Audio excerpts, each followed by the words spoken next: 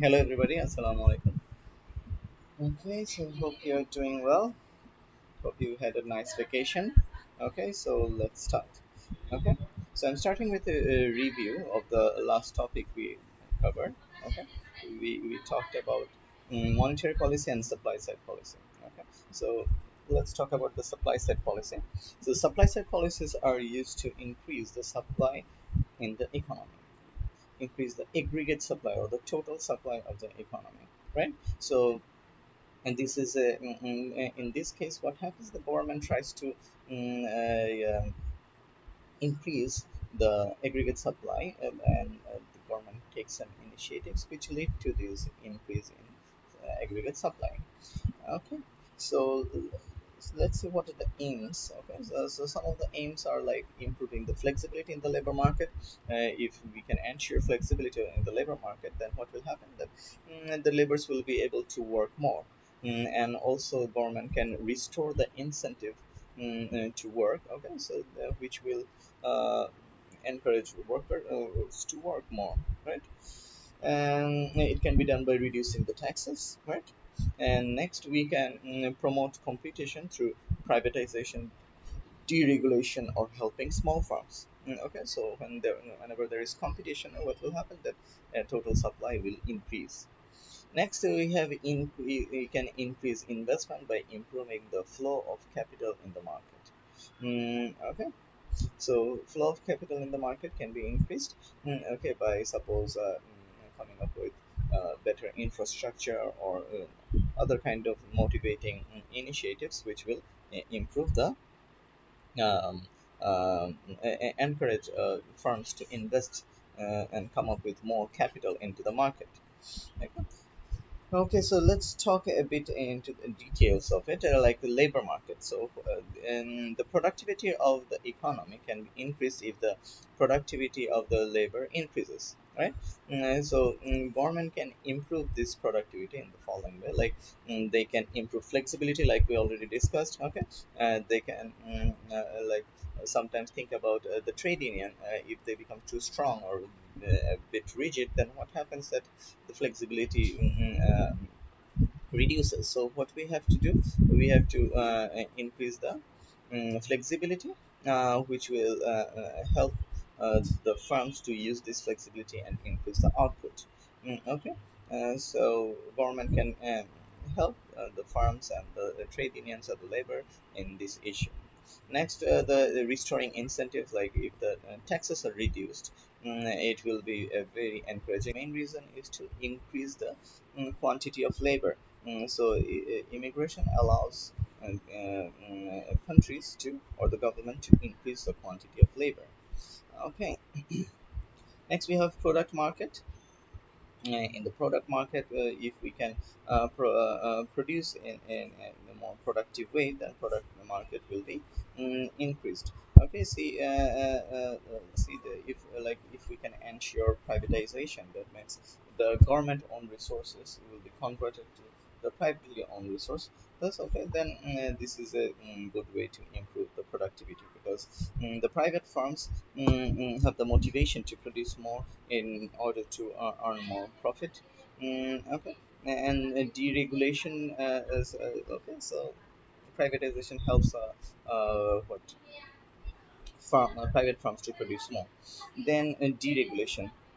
Deregulation means like the rules and regulation are becoming weaker, okay, or more flexible. So government allows a deregulation, then what will happen, that more firms will join the market, and they will help the country to produce more.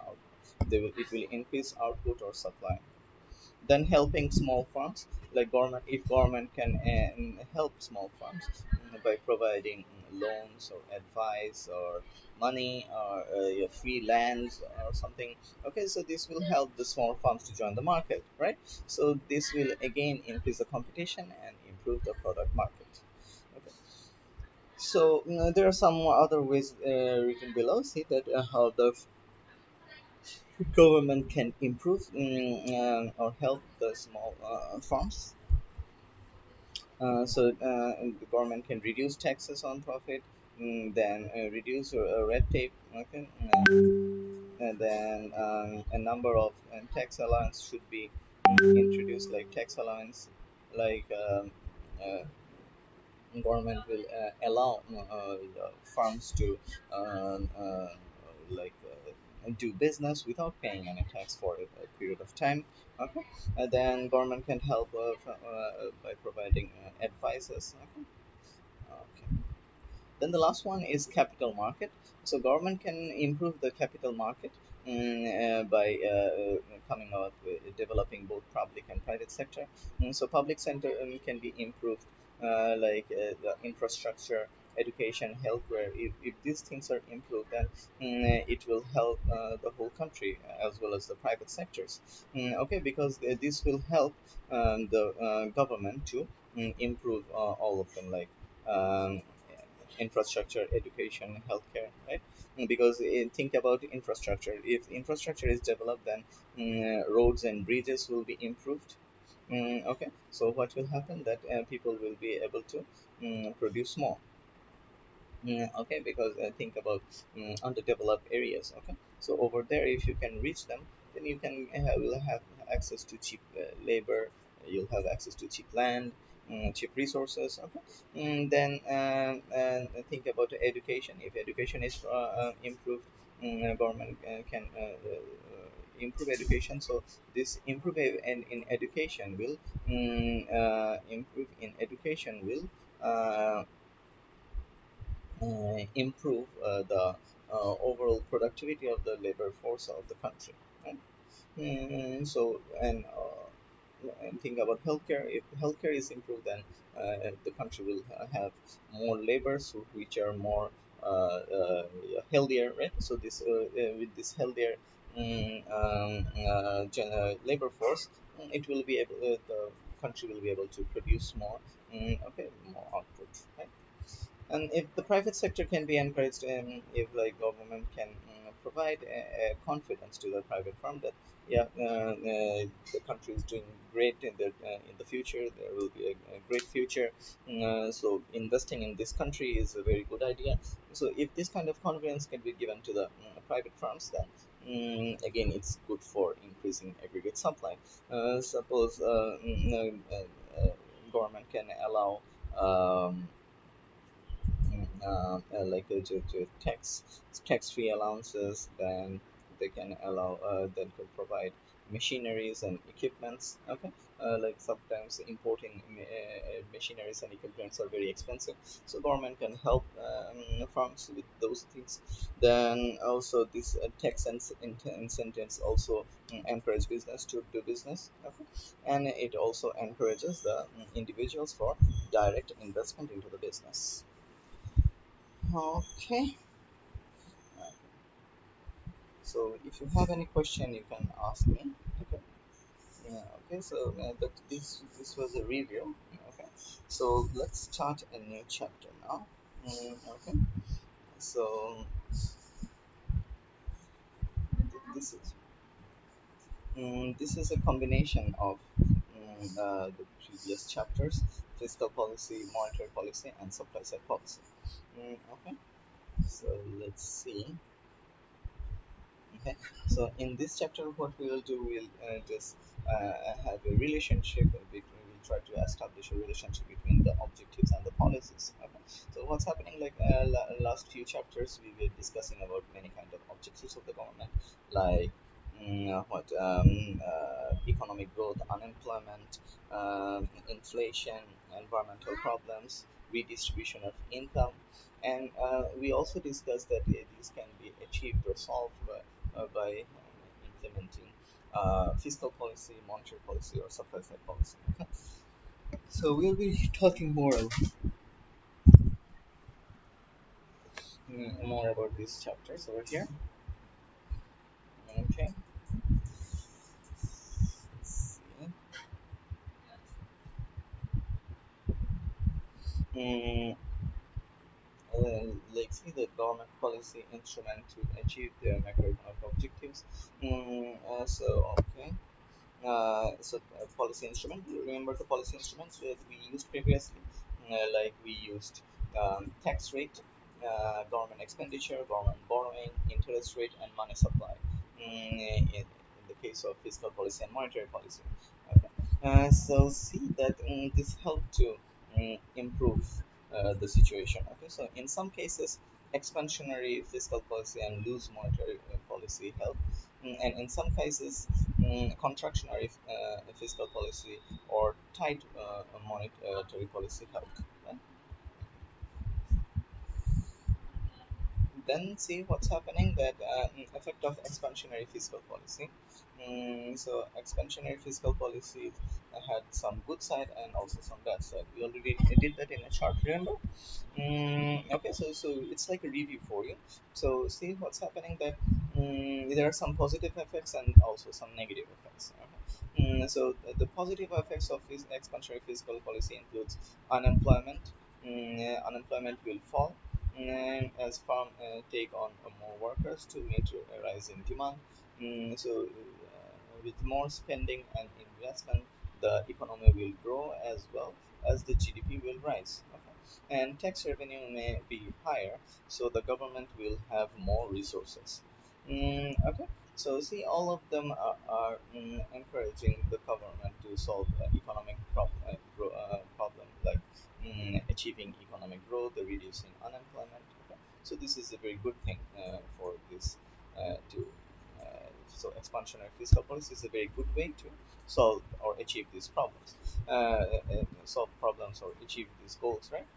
But and then again we have some negative effects as well. See, the main danger is the threat of inflation. Okay, so the increase in aggregate demand might cause a demand pull inflation. So what will happen that when people are earning more, they will be demanding more, and this kind of rise in demand will lead to a rise in price level. Okay, so it's a problem. Then we have tax cuts. Tax cut might also cause import to rise. Okay. So see what's happening that whenever these opportunities like this fall in reduced taxation or indirect tax, what will happen that import will become easier or cheaper. So people will try to take this opportunity. So imported goods will increase, and what will happen? Ultimately, the current account will worsen. Okay, so it's a bad thing. Then, if taxes are lower and government expenditure is higher, there is likely to be an increase in the government debt. Sometimes expansionary fiscal policy drains the government resources. Okay, so that's again this is a problem, right? Okay, so see that's the situation, negative effects. Okay. Then again, the other option was contractionary fiscal policy. So contractionary fiscal policy uh, we have lots of negative effects and positive effects as well, and which is basically the opposite of the expansionary fiscal policy. The positive side of expansionary fiscal policy are like the negative side of contraction policy, and the negative side of fiscal policy, expansionary fiscal policy is the positive side of yeah, contractionary fiscal policy. Okay, so see, you'll find it over here. See that if inflation is rising, it helps to reduce aggregate demand in the economy. Okay, so this is a positive effect. Okay, so see that that in contractionary fiscal policy, it's easy to reduce the inflation. Okay, but whereas we discussed in the expansionary fiscal policy section that it was a negative thing during expansionary fiscal policy. What happens? Inflation increases, right? Okay, and it becomes a problem. But in here, over here, we are finding that inflation is falling because of the falling aggregate demand. Okay, sorry. Okay, then we have government finance. We'll increase the government to reduce the expenditure and increase tax. Then we have if people have less disposable income, import will fall as a result current constitution condition. Okay, so see that what's happening that import is falling, so it's a good thing for the current account situation, right? So balance of payment will have a better situation now. Okay. Now for the negative part.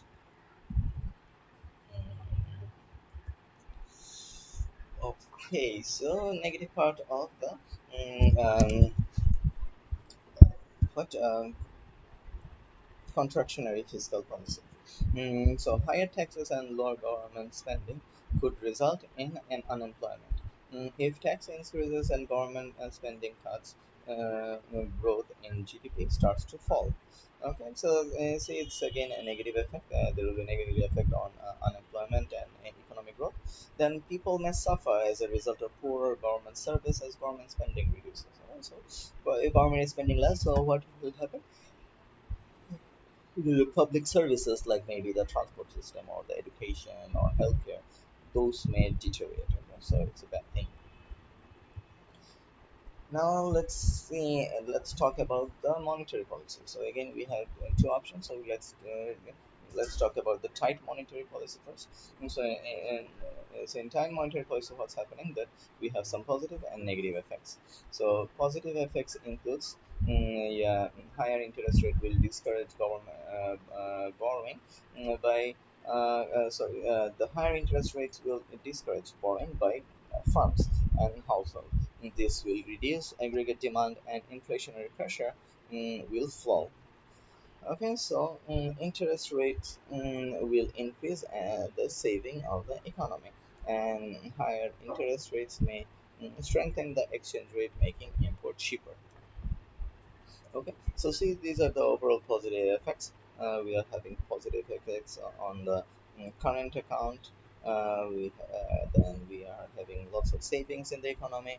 Then exchange rate is improving, so yeah, our import will fall. So it's a good thing, a good effect on the current account. Okay. Then again, there are some negative effects. See that higher interest rate is discouraging customers for buying. This will also reduce investment, and the consumption may also fall. So aggregate demand will fall. Higher interest rate will also result in higher mortgage payment. Okay, so the consumer will end up paying more. Then it's a bad thing for the consumers, and consumer firms cost increases. So as a result, profit may decrease. Higher interest rates hamper long-term development. So that's a problem in the long run. Then a higher interest rate also results exchange rates higher as a result. Firms face difficulties to sell abroad. Okay, so selling abroad is becoming a problem, right? Because the exchange rate is increasing, so export may fall. And another negative positive effect of this positive and negative effect of loose monetary policy, that's our next topic. Okay, so again you'll find that the positive effect of loose monetary policy is very similar to the yeah, negative effect of tight monetary policy. And negative effect of loose monetary policy is very similar to the positive effect of tight monetary policy. Okay, so let's talk about the positive part of the loose monetary policy.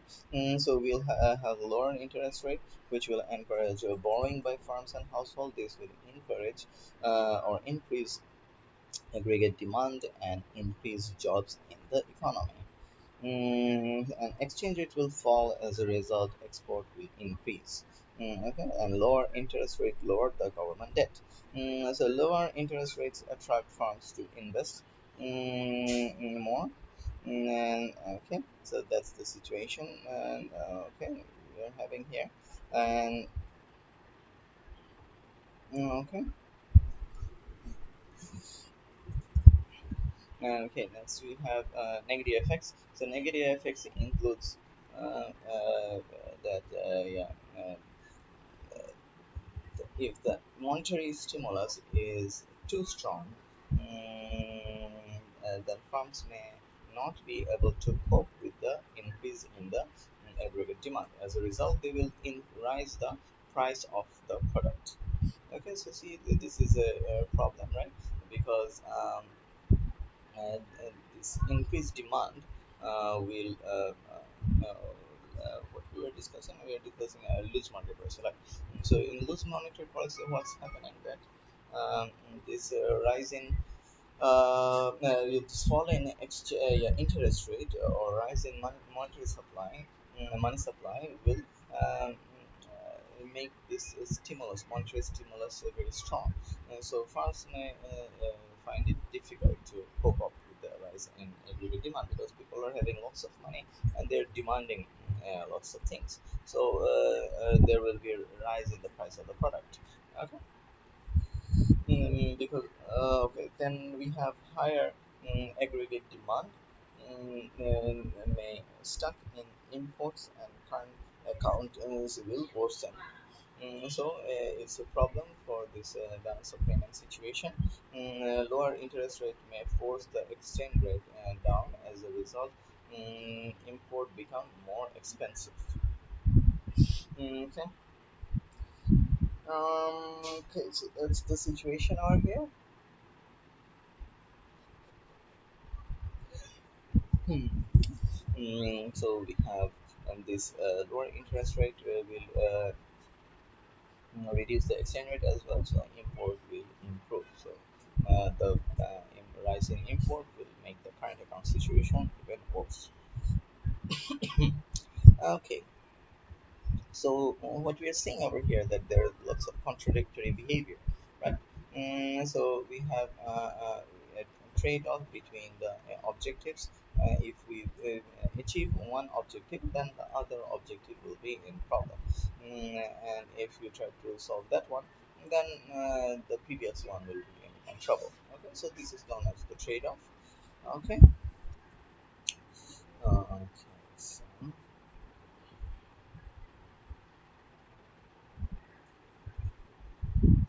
okay. So because there are both positive and negative effects of using different policies, it is difficult for the government to achieve macroeconomic objectives. So it's easy to blame a government for their action, but you can see that it's a very difficult job for the government.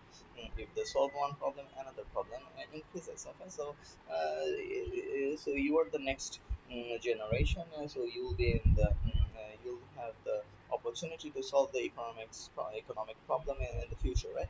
So you should understand this contradiction and trade-offs. Okay, and also you'll find in this your personal life as well. You can practice it from now.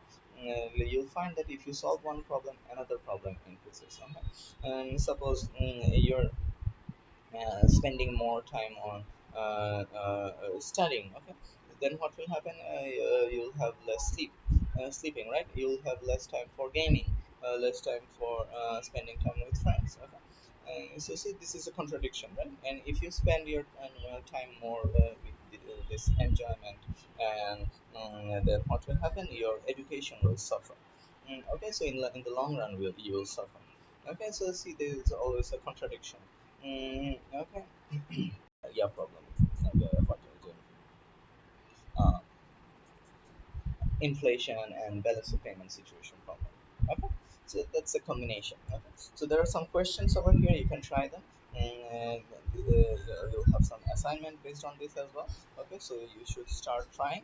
Okay, see what's happening. That evaluate the statement. Fiscal policy can achieve economic growth of the country. Okay, so when you will be answering them, you'll mention the positive effects. Okay, you can start with the definition, then mention the positive effects. Then you'll say that, however, there are some negative effects as well. Then you can come up with a conclusion. Okay. Same goes for the next question. Monetary policy can reduce inflation of a country. So you can start with the definition, then say the positive effects, the negative, then however the negative effects, then conclusion. Okay. So we'll discuss these topics again tomorrow, next class. Okay. Not tomorrow, day after tomorrow. Okay. Okay. Then see you in the next class, inshallah. Okay. Thank you, everybody. See you in the next class.